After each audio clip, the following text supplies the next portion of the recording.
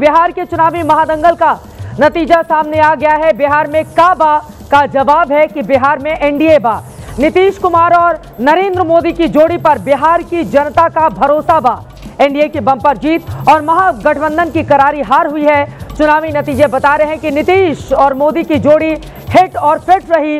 राहुल गांधी और तेजस्वी की जोड़ी बुरी तरह से फ्लॉप साबित हो गई है। सबसे पहले रुझानों के हिसाब से बिहार चुनाव का नतीजा आपके सामने रखते हैं। बिहार में बीजेपी ने अभी तक का सर्वश्रेष्ठ प्रदर्शन किया है। भारतीय जनता पार्टी ने सर्वश्रेष्ठ प्रदर्शन किया है। 91 सीटें भारतीय जनता पार्टी को मिलती हुई नजर आ रही हैं, जबकि जेडीयू 83 सीटों के साथ दूसरे नंबर पर, एलजेपी 19 सीटों के साथ और 202 नीतीश कुमार एनडीए गठबंधन को इस वक्त आप देख रहे हैं, जो अपने आप में यह बताता है अब की बार छप्पर फाड़कर जनता ने मतदान किया है एनडीए के लिए। प्रधानमंत्री नरेंद्र मोदी और नीतीश कुमार की जोड़ी तो हिट हुई ही है। चिराग पासवान की पार्टी ने भी कमाल का प्रदर्शन किया है। 29 सीटों पर लड़कर 19 सीटों पर उसकी लीड लगातार बनी हुई है। कई जगहों पर उनके उम्मीदवार जीत भी गए हैं। चिराग पासवान की पहली प्रतिक्रिया सामने आई है, सुनिए। दी गई अरुण भारती जी की भूमिका रही, जिस तरीके से हमारे तमाम प्रकोष्ठों के नेताओं की जिम्मेदारी रही, जिन्होंने हमारे कार्यक्रम से लेकर अशरफ जी हैं, वेद प्रकाश पांडे जी हैं, यहाँ पर हमारे तमाम प्रवक्ता साथी हैं, राजेश जी हैं, जिन्होंने मीडिया से लेकर संगठन से लेकर चुनाव की रणनीति से लेकर, और हमारे तमाम साथी जिसमें मेजॉरिटी में सब चुनाव लड़ रहे थे। हमारे प्रदेश अध्यक्ष चुनाव जीते हैं गोविंदगंज से, राजू तिवारी जी जिस तरीके से, हमारे प्रधान महासचिव संजय पासवान जी बकरी से, जिस तरीके से ब्रह्मपुर से हुलास जी, जितने भी संगठन के साथियों ने भी चुनाव लड़ा और पार्टी की और गठबंधन के भीतर जो तालमेल रहा, मुझे लगता है इसने प्रचंड जीत की ओर हम लोग को अग्रसर किया। चिराग जी, एक सवाल व्यक्तिगत तौर पे है, आपके पिताजी के निधन के बाद ये पहले खाता भी नहीं खोल पाए और कह रहे थे कि मैं राजनीति से संन्यास ले लूंगा अगर जेडीयू 25 सीट से ज्यादा आती है तो वो अपनी बातों पे खरा उतरे। बहरहाल यह फैसला उनको लेना है। मैं किसी के हार पे नहीं, अपने गठबंधन की जीत पे खुश हूं और मैं मानता हूं कि हम सब पे जो विश्वास बिहार की जनता ने जताया है, अब ये बड़ी जिम्मेदारी है और उसको निभाने का अब ये समय है। आपसे एक सवाल है, 2005 के बाद एलजेपी की सबसे बड़ी जीत है विधानसभा चुनाव में। आपके पिताजी के निधन के बाद ये विधानसभा चुनाव में सबसे बड़ी जीत है। कैसा पर्सनल फीलिंग है? मैं ये मानता हूँ कि मेरे पिता जहाँ कहीं होंगे बहुत खुश होंगे। उन्होंने आज से ठीक 20 साल पहले अपनी मेहनत से, अपने परिश्रम से पार्टी को नई ऊंचाइयों तक लेकर गए थे। विभिन्न कारणों से विधानसभा में पार्टी ने उसके बाद वैसा प्रदर्शन नहीं दोहरा पाई। लोकसभा में वी बीन कंसिस्टेंट। 2014 से निरंतरता में हम लोग बढ़िया स्ट्राइक रेट से लोकसभा जीते हैं, बट विधानसभा में वैसा प्रदर्शन हम लोग दोबारा नहीं कर पाए। आज मैं मानता हूं कि मेरे पिता जहां कहीं होंगे खुश होंगे। और इस समय की बड़ी खबर आपको दे दें, प्रधानमंत्री नरेंद्र मोदी की पहली प्रतिक्रिया इस सुनामी वाली जबरदस्त जीत पर आई है। प्रधानमंत्री ने ट्वीट किया है, एनडीए ने राज्य का चौतरफा विकास किया है। लोगों ने हमारे ट्रैक रिकॉर्ड और राज्य को नई ऊंचाइयों पर ले जाने के हमारे विजन को देखते हुए भारी बहुमत दिया है। मैं मुख्यमंत्री नीतीश कुमार जी और एनडीए परिवार के हमारे सहयोगी चिराग पासवान जी, जीतन राम मांझी जी और उपेंद्र कुशवाहा जी को इस जबरदस्त जीत के लिए हार्दिक बधाई देता हूं। और बाकायदा नरेंद्र मोदी ने, प्रधानमंत्री ने मुख्यमंत्री नीतीश कुमार को यहां पर टैग भी किया है। यकीनन ये जबरदस्त जीत है, ये डबल इंजन सरकार की जीत है, ये उनके वायदों की जीत है, जो वायदे उन्होंने पूरे किए हैं बीते 20 सालों में, ये उसकी जीत है। एक विश्वसनीयता की जीत है और बार बार जो दावा विपक्षी दलों की ओर से किया जा रहा था रोजगार को लेकर और पलायन को लेकर, ऐसा लग रहा है इस मसले को लेकर जो भरोसा पैदा किया है यहाँ पर भारतीय जनता पार्टी गठबंधन ने, उस पर बिहार की जनता ने ज्यादा भरोसा किया, ज्यादा यकीन किया है।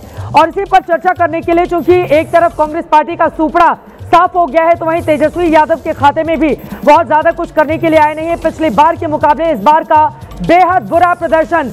कांग्रेस पार्टी 5 सीटों पर तो आरजेडी 27 पर सिमटती हुई नजर आ रही है, लेफ्ट पार्टियां सिर्फ 3 पर। और इस पर बातचीत करने के लिए हमारे साथ इस वक्त नरेश अरोड़ा जी, जो कि एमडी हैं डिजाइन बॉक्स के, जुड़ चुके हैं। आपको बताते चले, महाराष्ट्र में भी आपने अजित पवार के साथ मिलकर वहां पर स्ट्रैटेजी तैयार की थी, जिसके बाद उनका शानदार स्ट्राइक रेट हम सब ने देखा था महाराष्ट्र विधानसभा चुनाव के दौरान। बहुत बहुत स्वागत है एबीपी न्यूज पर आपका नरेश जी।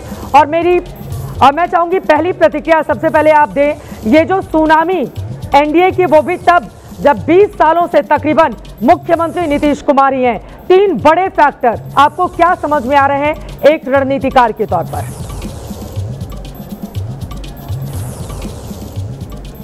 धन्यवाद चित्रा जी।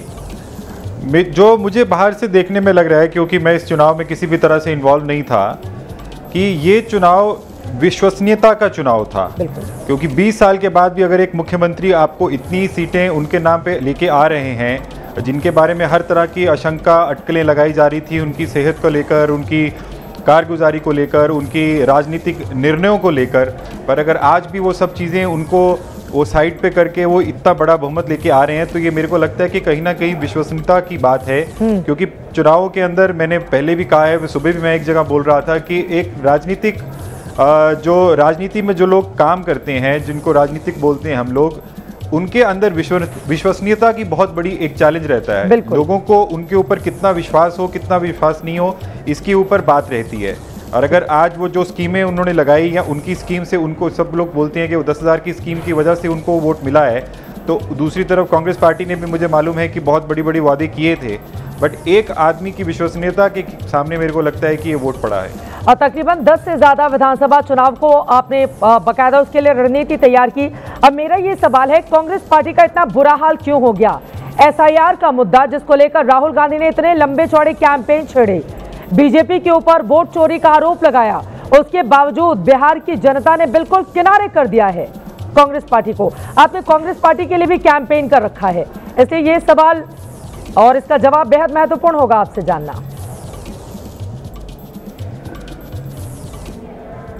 जाहिर सी बात है चित्रा जी कि जो वोट चोरी का मुद्दा है, या वोटर सूची के अंदर जो भी गड़बड़ियों की शिकायत है, उसके ऊपर तो अवश्य चर्चा होनी चाहिए। बिल्कुल। ये एक अहम मुद्दा है, पर इसके साथ साथ ये भी बात ज़रूरी है कि क्या वो मुद्दा ही अकेला काफ़ी है आपको चुनाव जितवाने के लिए? क्या वोटरों के साथ वो मुद्दा उस तरह से कनेक्ट करता है जिससे वो वोट आपके फेवर में डालें? तो आज जो परिणाम आए हैं उससे तो ऐसा बात महसूस नहीं हो रही है। इसलिए कांग्रेस पार्टी को मेरे हिसाब से ये बात पे सोचना चाहिए कि नेगेटिव कैंपेन कितनी बार उनकी सक्सेसफुल हुई, कितने चुनावों में नेगेटिव कैंपेन सक्सेसफुल हुई, और कितने चुनाव में उनकी पॉजिटिव कैंपेन सक्सेसफुल हुई। चुनाव लोग भविष्य के लिए वोट करते हैं। बिल्कुल। लोग अतीत के लिए वोट नहीं करते। अतीत देखने के बाद लोग भविष्य को देखकर वोट करते हैं। भविष्य में कौन सी पार्टी, कौन सा नेता एक वोटर के साथ बेटर कनेक्ट करता है या उसके अंदर विश्वास पैदा करता है, इसके ऊपर वोट निर्भर करता है। और कहीं ना कहीं मुझे लगता है कि इस बार जो गठबंधन के जो घटक थे, उनका ये कनेक्ट लोगों के साथ नहीं हो पाया। नहीं तो 20 साल के बाद अगर आप किसी के खिलाफ चुनाव लड़ने जा रहे हो तो आपका प्रदर्शन इससे बहुत बेहतर होना चाहिए था। बिल्कुल। और उत्तर भारत में तो ऐसा लग रहा है कांग्रेस पार्टी का सुपड़ा साफ होता हुआ चला जा रहा है। उत्तर प्रदेश में 2 सीटें 403 में से कांग्रेस ने जीती थी, और बिहार में इतना बुरा हाल कि इतिहास का सबसे बुरा प्रदर्शन करती हुई कांग्रेस पार्टी इस समय नजर आ रही है। अब अगला सवाल, एक रणनीतिकार के तौर पर जब कोई व्यक्ति नेता बनता है, जन स्वराज जिसका इतना ज्यादा माहौल हम सब ने देखा था, मोबाइल फोन पे, अलग अलग सोशल मीडिया के प्लेटफॉर्म पर उनके मुद्दों को लेकर जनता बातें करती हुई भी नजर आ रही थी, लेकिन खाता तक नहीं खुला है प्रशांत किशोर का।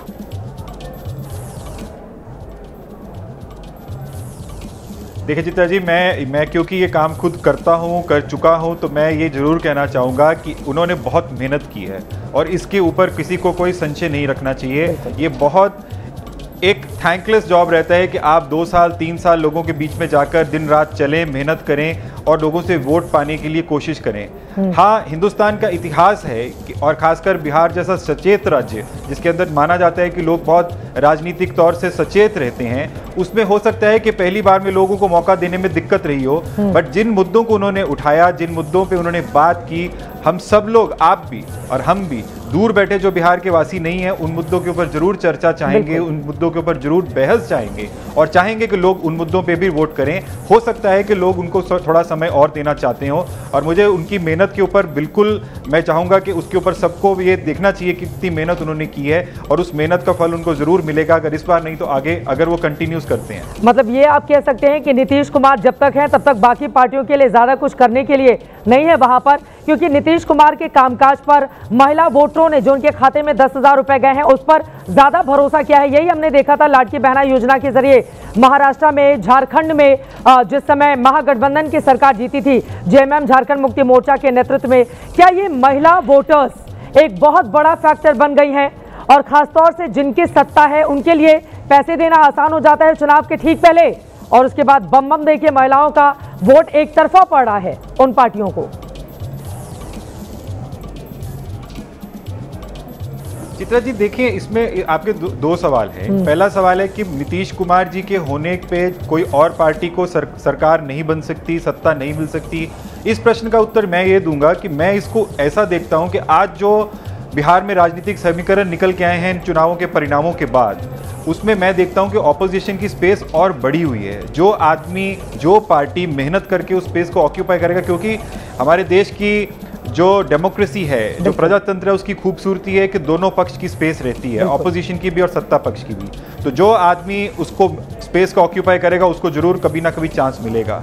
जहां तक बात है कि महिलाओं को जो स्कीम के पैसे मिलते हैं, मैं आपको और आपके दर्शकों को बताता चलूं कि हिंदुस्तान में सबसे पहली बार ये स्कीम असम में बताई गई थी 2020 में। वहाँ पे जाहिर कांग्रेस की सरकार नहीं बनी तो उसके बाद वो स्कीम उसके बाद कर्नाटक में अप्लाई हुई, फिर उसके बाद विभिन्न राज्यों में गई। बट सिर्फ सरकार के वो पैसे देने से अगर सरकारें बनती रहीं तो इसका मतलब है कि हिंदुस्तान में तब से आज तक जितने चुनाव के अंदर स्कीम देके पैसा बन सकता था, पैसा देके सरकार बन सकती थी। ऑपोजिशन भी उसको प्रमोट करती है। ऑपोजिशन ने भी कई राज्यों में कांग्रेस की सरकार थी और ऑपोजिशन यानी कि बीजेपी या बीजेपी के साथ के घटकों ने उसको प्रॉमिस किया पर सरकार नहीं बन पाई। मैंने फिर उस मुद्दे को दोहराता हूँ, विश्वसनीयता की बात रहती है। आप पैसा दें या आप पैसा देने की आपके ऊपर लोगों की विश्वसनीयता होनी चाहिए। अगर उस विश्वसनीयता को आप कायम रखने में कामयाब रहते हैं, उसका मयार बरकरार रखते हैं, तो आपको वो वोट मिलेगा, चाहे आप महिलाओं के खाते में पैसे डालने की प्रॉमिस करें या किसी और चीज़ का प्रॉमिस करें। आम आदमी पार्टी ने पंजाब के अंदर महिलाओं को 1000 रुपये देने की बात की थी, वहाँ पे तो बीजेपी की सरकार नहीं थी, वो तो ऑपोजिशन में थे। और कांग्रेस पार्टी ने वहाँ पे पहले से वहाँ पे प्रॉमिस भी किया था कि वो कुछ कैश ट्रांसफर करेंगे, बट कांग्रेस की जगह लोगों ने आम आदमी पार्टी को वोट डाला। वो बात अलग है कि आज तक वो आम आदमी पार्टी प्रॉमिस पूरा नहीं कर पाई।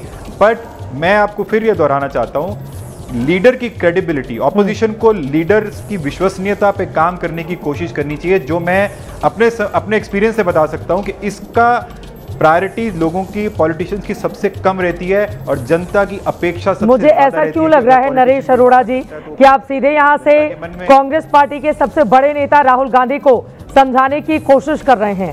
अब ये कितनी नाकाम होगी, कितनी काम कर जाएगी, ये तो बड़ा सवाल है, क्योंकि चुनाव के दौरान उन्होंने एसआईआर का मुद्दा उठाया, एक माहौल बना, उसके बाद राहुल गांधी गायब हो जाते हैं, फिर 50 दिनों के बाद प्रकट होते हैं, उसके बाद वो जाकर मुकेश सहनी के साथ तालाब में डुबकी लगाते हैं, फिर कुछ दिनों के लिए वो गायब होकर जंगल सफारी का लुत्फ उठाते हैं। उसके बाद जब काउंटिंग का समय आता है तो पता चलता है राहुल गांधी अब हैं ही नहीं। बार बार राहुल गांधी के लिए जो भारतीय जनता पार्टी गठबंधन है वो एक नॉन सीरियस नेता के तौर पर उनको प्रोजेक्ट करती है, और राहुल गांधी कुछ काम ऐसा, वो नेता विपक्ष है, हम सब उनकी बहुत इज्जत करते हैं, 99 सीटों वाली सांसदों की वो पार्टी के सबसे बड़े नेता हैं, लेकिन कई बार उनकी कुछ ऐसी एक्टिविटी होती है जिसको लेकर सवाल पूछे जाते हैं कि चुनावों को लेकर राहुल गांधी गंभीरता क्यों नहीं दिखाते। नरेश जी।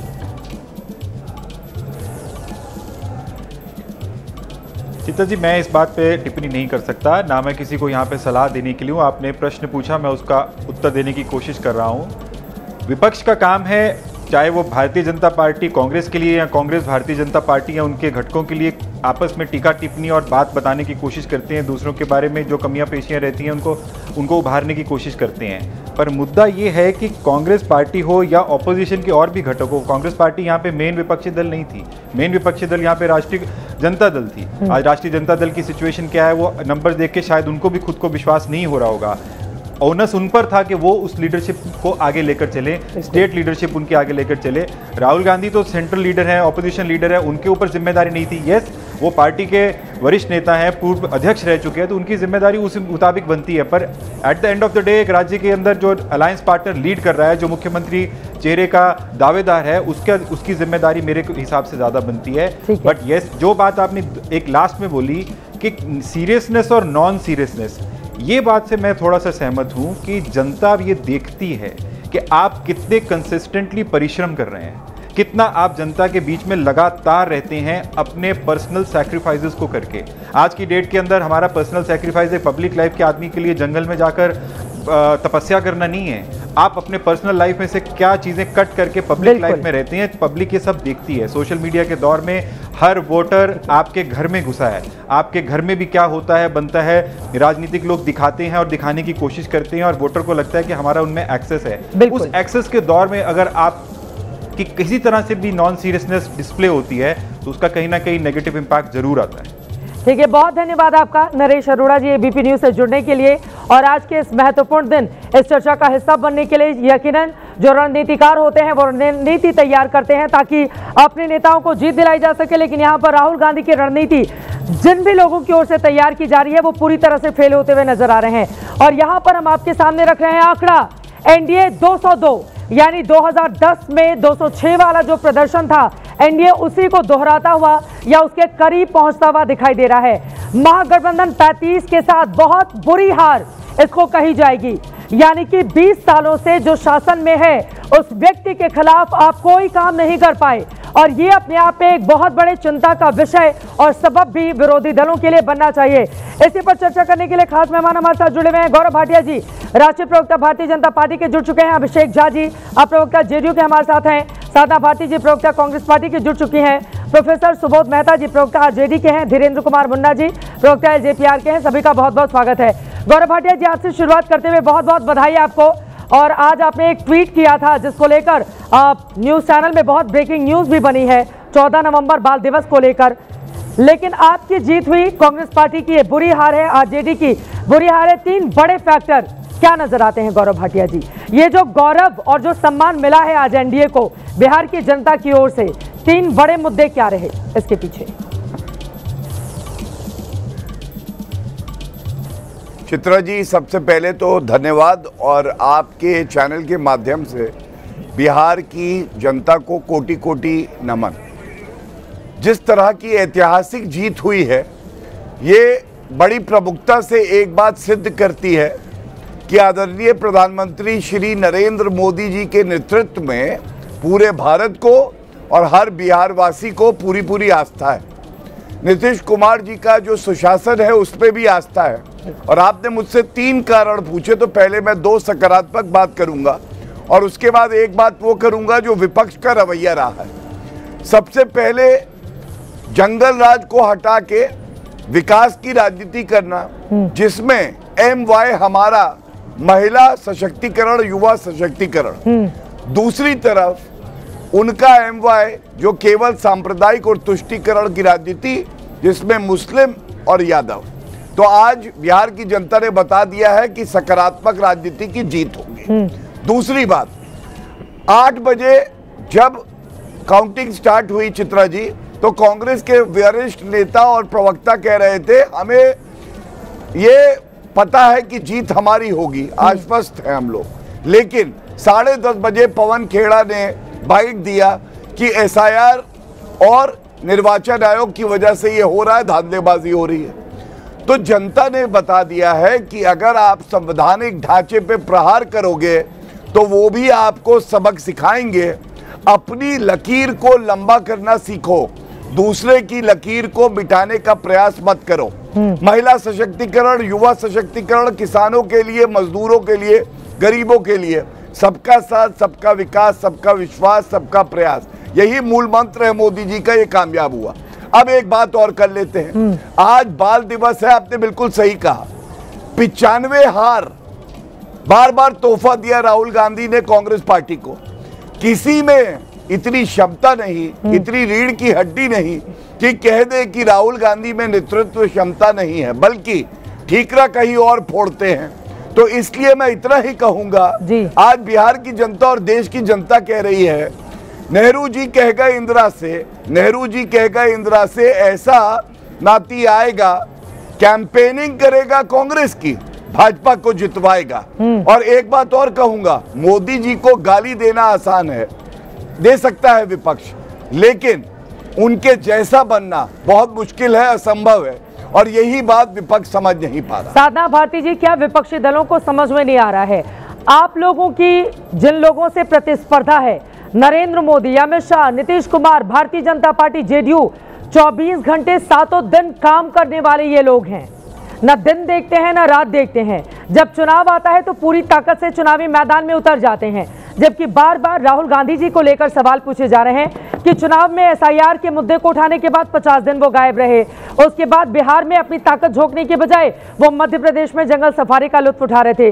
साधना भारती जी, अगर आपके नेताओं की ओर से या कांग्रेस पार्टी की ओर से एसआईआर पर, चुनाव आयोग पर, मीडिया पर, संस्थाओं पर ठीकरा फोड़ा जाएगा तो जनता एकमुश्त उठकर इसी तरह से बीजेपी को वोट कर देगी, जैसा कि हम आंकड़ों में देख रहे हैं। कहां भारतीय जनता पार्टी 91 सीटों पर इस समय राष्ट्रीय पार्टी, और कहां कांग्रेस पार्टी राष्ट्रीय पार्टी, सबसे पुरानी पार्टी देश की, 5 सीटों पर अपने इतिहास के सबसे बुरे परफॉर्मेंस के साथ। साधना भारती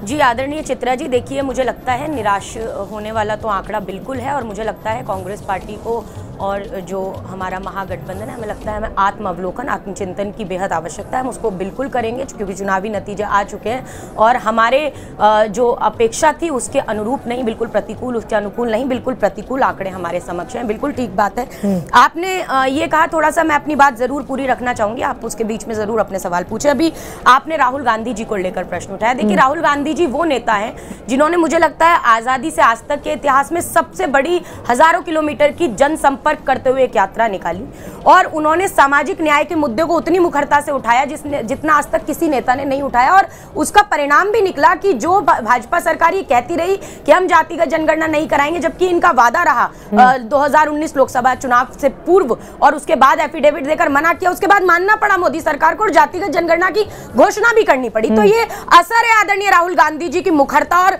उनकी बात का, तो उसको तो आप नहीं नकार सकते। दूसरी बात रही हार का, तो बिल्कुल हमें लगता है जनता तक कुछ मुद्दों को पहुंचाने में शायद नाकाम रहे हैं। हाँ, मैं 1 मिनट में बात पूरी कर लूं। जी देखिए, मुझे लगता है मुझे कि जनता तक हम कुछ मुद्दे जो हमें लगातार हम डिबेट्स में भी उठा रहे थे, चाहे वो एसआईआर का वोट चोरी का मुद्दा हो, चाहे वो पलायन का मुद्दा हो, चाहे वो 3 करोड़ 45 लाख बिहार के जो लोग हैं, जो बिहारी लोग हैं वो रजिस्टर्ड मजदूर हैं, इसका मुद्दा हो, चाहे आप प्रति व्यक्ति आय बिहार में देश में सबसे कम हो, ये नीति आयोग का आंकड़ा है। हमने सारे मुद्दे उठाए। ये मुद्दे गलत नहीं है, ये आंकड़े बिल्कुल सरकार के आंकड़े हैं, मेरे आंकड़े नहीं है। और ये आंकड़े आज भी उतने ही सच हैं जितने चुनाव से एक दिन पहले सच थे, लेकिन हम शायद जनता तक नहीं पहुंचा पाए, ये मानती हूं। और दूसरी बात आपने कही ठीकरा फोड़ना, ठीकरा नहीं फोड़ रहे हैं। चुनाव आयोग जैसे ही चुनाव की घोषणा होती है उस दिन के बाद कोई भी घोषणा सरकार के द्वारा नहीं की जा सकती, ये संवैधानिक कानून है। लेकिन उसके बाद पहला चुनाव मैंने तो ऐसा देखा है, क्योंकि मैं बहुत कम उम्र से राजनीति में हूं, 2004 के चुनाव से मैं कांग्रेस की स्टार प्रचारक रही हूं, बच्चे के रूप में भी मैंने प्रचार किया पार्टी में, और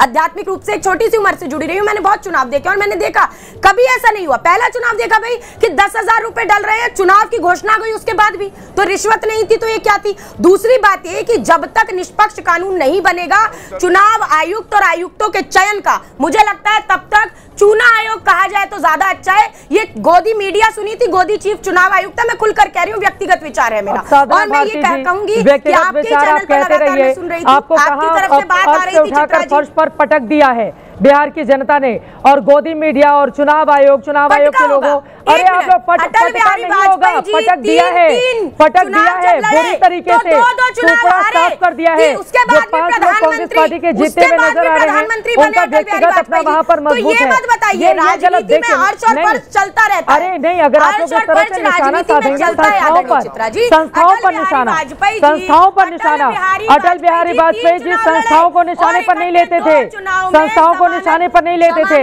कांग्रेस पार्टी आत्ममंथन करे कि खुद तो डूबती है, अपने सहयोगियों को भी लेकर डूबती है।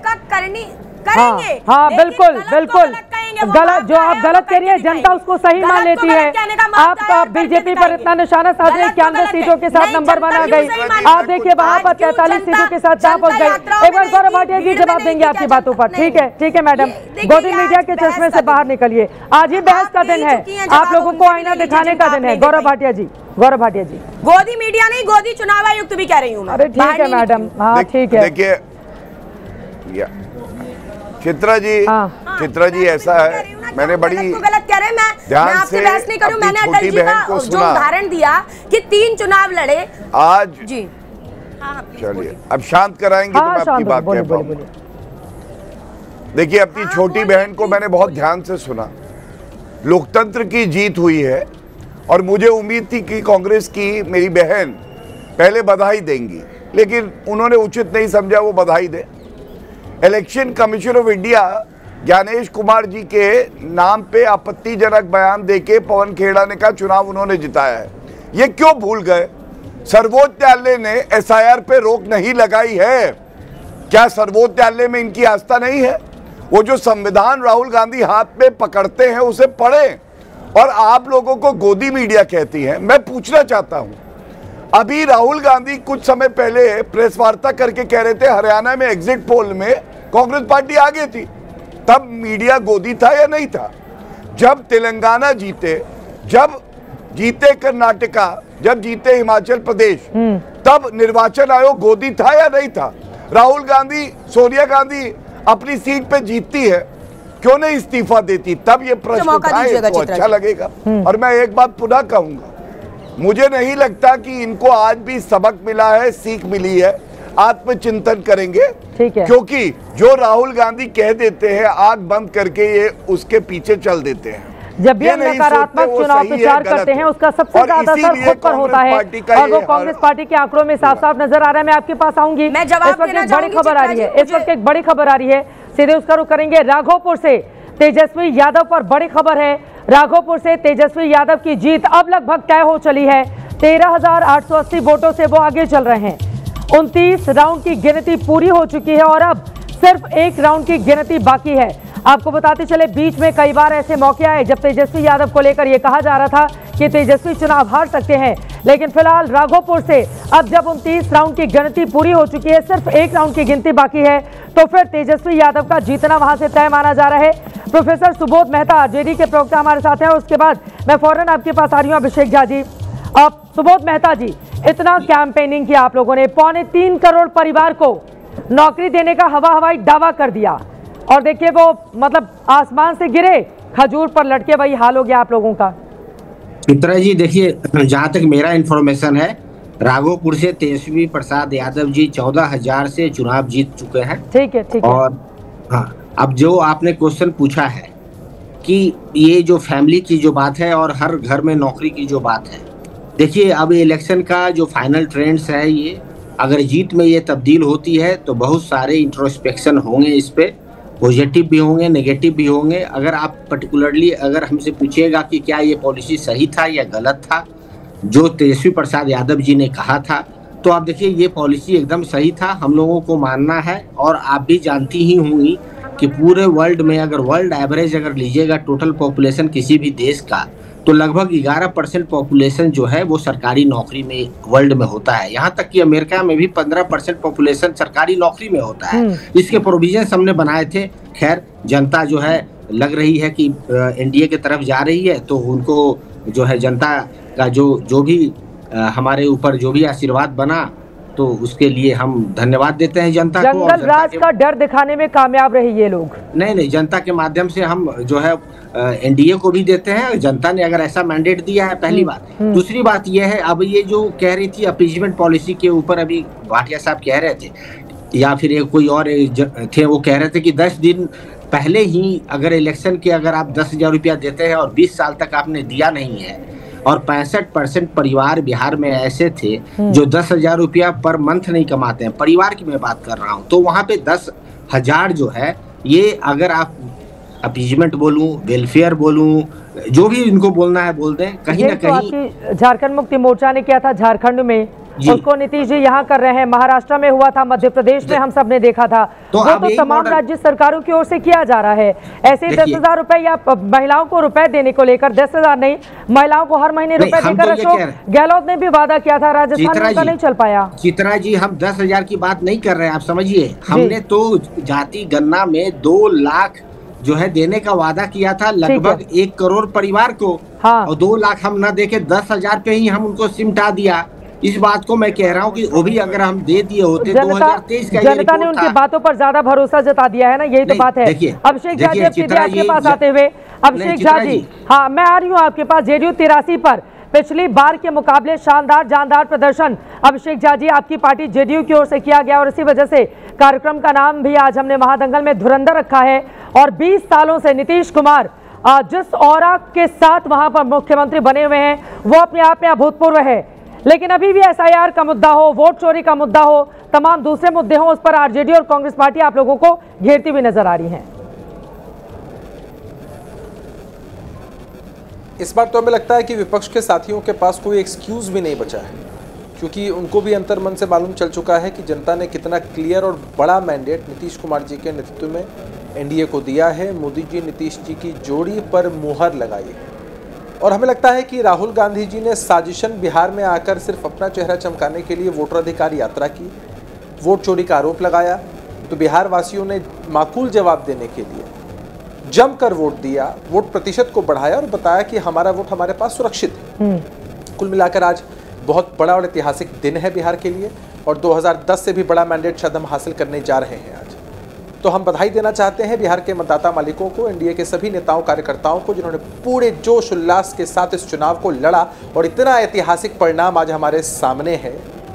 और नीतीश कुमार जी का जो हमेशा गुणगान होता रहा बिहार में बाहर है, नीतीश कुमार है और जिनसे बिहार का माथा हरदम ऊंचा, इनके जैसा नहीं है कोई दूजा, दिल से दुआएं आशीर्वाद और प्यार हो, बिहार में बाहर हो, बिहार में बाहर। अभी तो आपकी पार्टी का बाहर ज्यादा नजर आ रहा है वहां पर। जेडीयू और नरेंद्र मोदी, प्रधानमंत्री नरेंद्र मोदी की पार्टी BJP, इन दोनों की बाहर ही बाहर इस वक्त दिखाई दे रही है। फिलहाल इस वक्त बड़ी खबर आ रही है, सीधे उसका रुख करेंगे।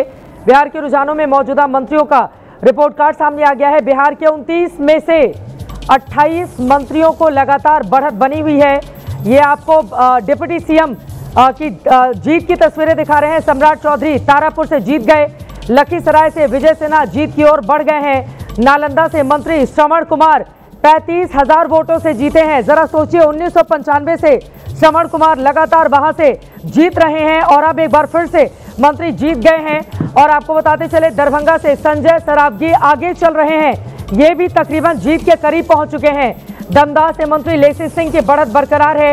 बेतिया से मंत्री रेणु देवी को लगातार बढ़त है। सीवान से मंत्री मंगल पांडे आगे चल रहे हैं। ये अपने आप में बड़ी खबर। मोहम्मद शहाबुद्दीन का एक वक्त पर गढ़ रहा था।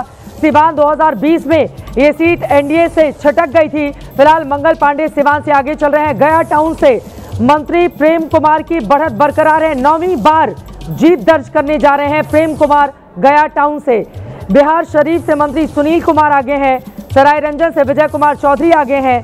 अमरपुर से मंत्री जयंत राज आगे चल रहे हैं। बहादुरपुर सीट से मंत्री मदन सहनी आगे हैं।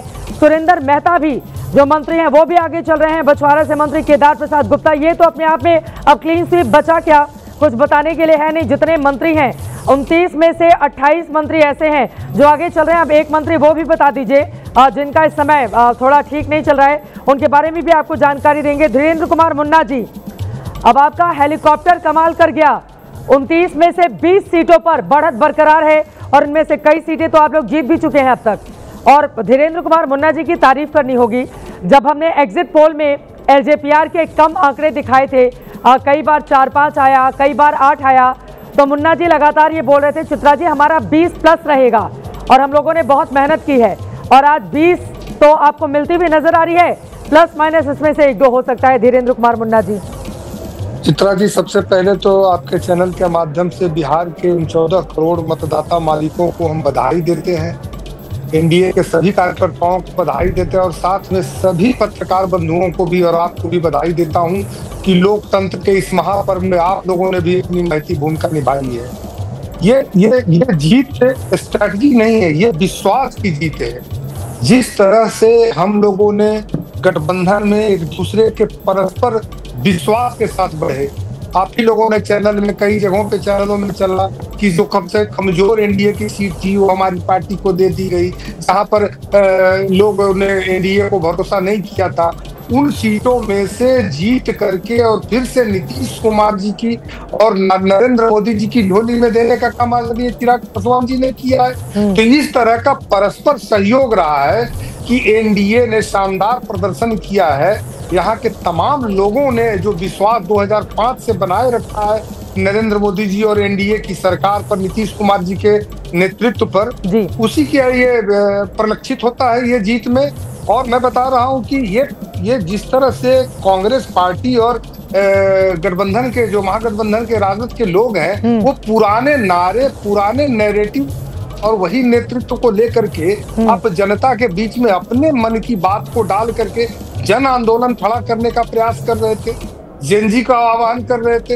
लेकिन जेनजी तो था यहाँ पे आदरणीय चिराग पासवान जी के साथ में आकर्षक नेतृत्व, भरोसेमंद नेतृत्व, YMY का समीकरण, महिलाओं के सशक्तिकरण का काम 2005 से ही हो रहा है। जो उस समय की बेटियां साइकिल और पोशाक के सहारे आगे बढ़ी है, आज महिला बन करके वो मजबूती से खड़ी है सरकार के साथ में। हाँ। तो ये लोगों के बीच में नहीं रहते। आप लोगों ने भी तो 10,000 रुपए पहले डाले ना चुनाव के पहले डाले हैं, ये बात सही है, लेकिन ये एक योजना नहीं है ना। महिलाओं के लिए कई ऐसी योजनाएं हैं, बालिकाओं के लिए योजनाएं हैं, ग्रेजुएट जो कर रही हैं बच्चियां उन लोगों के लिए योजनाएं हैं। उसमें से सिर्फ एक को आप पकड़ करके अगर दिखाती हैं तो मुझे लगता है कि कहीं ना कहीं बिहार के जो उन महिलाओं को घूसखोरी के शब्द को विपक्ष जो आज ही बोलता है कि घूस दे करके वोट लिया, कहीं ना कहीं बिहार के लोग और महिलाएं अपमानित महसूस करती हैं। इन सब चीजों को नहीं बोलना चाहिए। उन्हीं का पैसा उन्हीं को दिया जा रहा है। यही तो पारदर्शिता है सरकार में कि अगर बिहार में लोगों ने टैक्स दिया है, देश के लोगों ने टैक्स दिया है, चित्रा जी आपके टैक्स के पैसे, मेरे टैक्स के पैसे से अगर बहनों को अगर फायदा मिल रहा है तो स्वावलंबी बनाया जा रहा है, तो इसमें फायदा चुनाव की ठीक पहले नहीं हमेशा दीजिए ना। बहनों को फायदा तो हमेशा मिलते रहना चाहिए। अब इसी सवाल के साथ आपके पास आते हुए गौरव भाटिया जी, बार बार कहा जा रहा है महिलाओं ने एक तरफा वोट किया और 10,000 रुपए की बहुत महती भूमिका रही उसमें, तो ये 10,000 रुपए चुनाव के पहले तो डाल दिया, लेकिन अब तो बहनों ने जिस तरह से जिताया है उनके हाथ आपको लगातार मजबूत करने होंगे।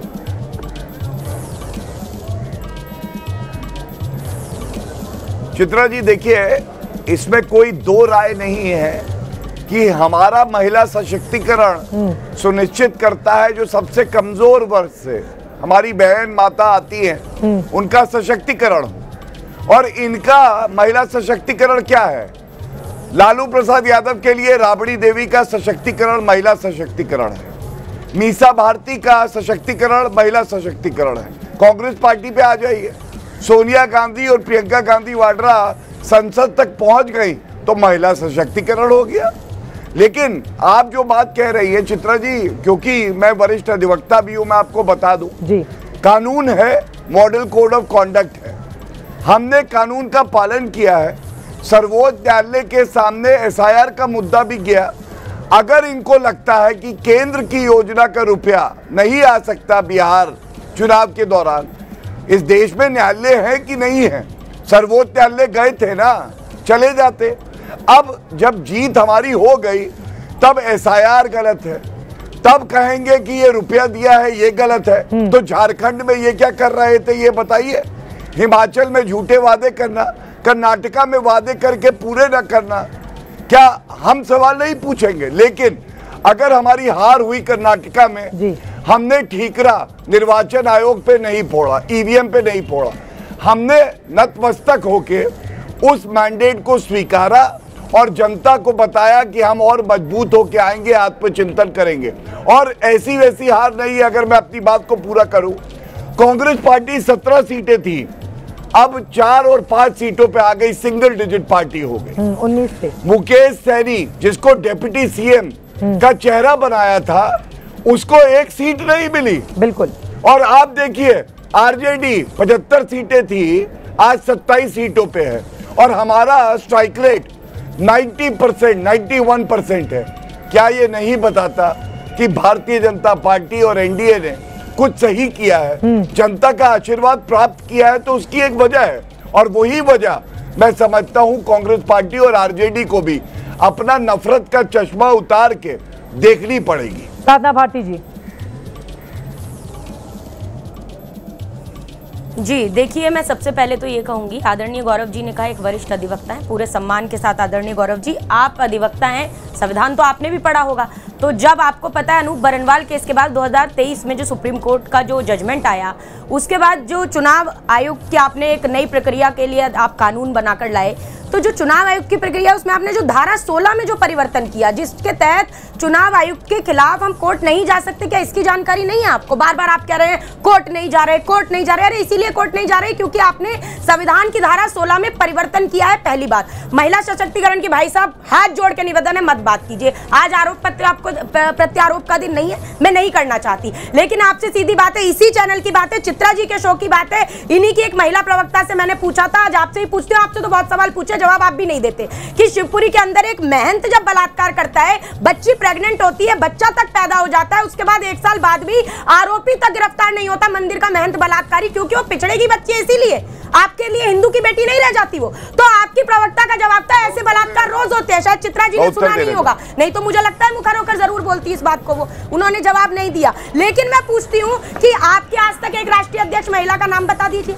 अरे हमने महिला, उत्तर प्रदेश की प्रथम महिला मुख्यमंत्री, देश के प्रथम महिला मुख्यमंत्री, प्रथम महिला राष्ट्रपति, प्रथम महिला दलित लोकसभा स्पीकर देने का काम किया, और आपने महिलाओं के लिए क्या काम किया? बेटी बचाओ। मैं लौटूंगी इस मुद्दे पर। जीतन राम मांझी इस वक्त कुछ कह रहे हैं, जीत के बाद गदगद है, उनका बयान सामने आ रहा है। समझते हैं कि जो हम लोग सोचा था उससे ज़्यादा अंदर करंट था और लोगों में नीतीश कुमार के काम के प्रति विश्वास था। न तो परिवारवाद और न तो करप्शन और विकास का काम बहुत कस करके जुगल जोड़ी के रूप में नरेंद्र मोदी और नीतीश कुमार जी ने अपना काम किया। और यही कारण है कि बिहार की जनता को विश्वास हो चला कि जिस तरह से बिहार बढ़ रहा है, अगर बेपटरी हुआ, डिरेल्ड हुई गाड़ी, तो विकास की गति रुक जाएगी। इसलिए बिहार की जनता ने बहुत समझदारी से, खास करके महिलाओं ने काम लिया। इसके लिए यहाँ के महिला मतदाताओं को विशेष करके और आम मतदाताओं को भी हम बहुत बहुत बधाई देते हैं, शुभकामना देते हैं। सरकार की प्राथमिकता जो हम लोग काम कर रहे थे उसमें और आगे बढ़ाने की जरूरत है। जैसे अब मान लीजिए कि अब क्या प्राथमिकता होगी कि जब हम 24 घंटा बिजली दे रहे हैं, हम इसको सुनिश्चित करेंगे। हम 8500 मेगावाट बिजली दे रहे हैं, इसको सुनिश्चित करेंगे। दूसरी बात, रोड जो हर घर पर, हर गांव में जो पक्की सड़क। जीतन राम मांझी पूर्व मुख्यमंत्री बिहार को आप सुन रहे थे, उनकी ओर से कहा गया कि हमने जो काम किए हैं उस पर जनता ने मुहर लगाई है, विपक्षी दलों को पूरी तरह से नकार दिया गया है और अब विकास की रफ्तार को और तेज गति से आगे ले जाने का काम एनडीए की ओर से किया जाएगा। जीतन राम मांझी की पार्टी 4 सीटों पर लगातार अपनी बड़ी बढ़त बनाए हुए है। बड़ी कवरेज एबीपी न्यूज पर लगातार जारी है। कौन बनेगा मुख्यमंत्री का कारवां आपने देखा था बिहार के अलग अलग हिस्सों में, लेकिन अब उस पर पर्दा पूरी तरह से साफ हो चुका है। नीतीश कुमार के नेतृत्व में डबल इंजन की सरकार ने शानदार परफॉर्मेंस दी है और इस समय 2/3 बहुमत के साथ बनती हुई दिखाई दे रही है एनडीए की सरकार। इसके पीछे की वजह क्या रही? कांग्रेस पार्टी 5 पर क्यों सिमटती हुई दिखाई दे रही है? इतिहास का इतना बुरा प्रदर्शन क्यों कर रही है देश की सबसे पुरानी पार्टी?